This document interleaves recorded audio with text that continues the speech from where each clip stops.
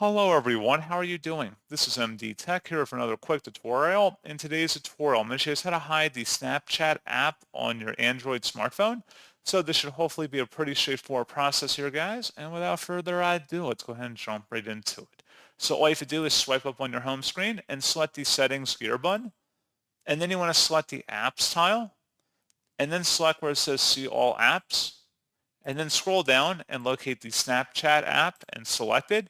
And then select where it says archive up to the top. And that's all you have to do. If you want to restore it later, just come back in here and select restore. And that's all you have to do.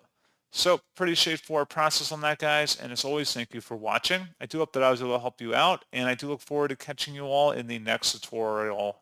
Goodbye.